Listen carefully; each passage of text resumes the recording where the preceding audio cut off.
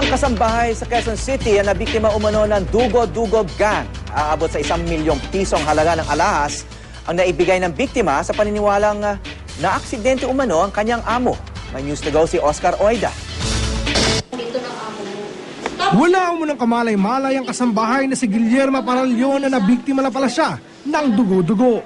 Alas 4 ng hapon na makatanggap umano siya ng tawag. Hello, sabi ko hello. Sino po ito?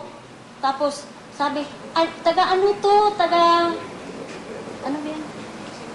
City Hall. Taga City Hall to. Andito yung amo mo na si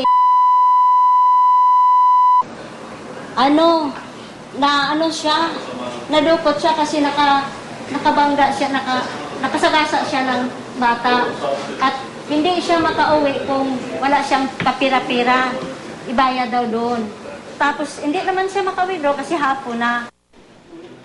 Sa pag-aakala mo niyang amo nga niya ang kausap niya sa telepono, di na umano siya nagdalawang isip pa nang utusan siya nitong distrongkahin ang cabinet nito sa kwarto at kunin ang mga alahas sa loob.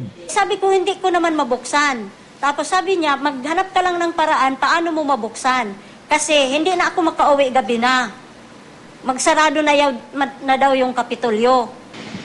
Dala-dala mga alahas, pinapunta umano siya sa isang footbridge sa may Santo Domingo, Quezon City.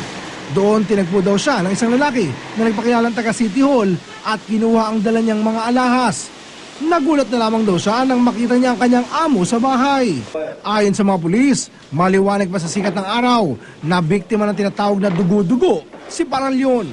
Kalimitan po sa mga ganong sistema ay tatawag po magpapanggap po yung caller na siya po ang kanilang amo. Nabangga, kailangan sirain yung lalagyan po ng alahas. Aabot sa 1 milyong piso ang halaga ng mga natangay na alahas. Sumasailalim na ngayon sa investigasyon si Paralyon para matiyak na di siya kasabwat ng mga salarin. So dapat aware na po ang ating mga kasambahay sa mga ganong gawain nila. Oscar Oida, GMA News.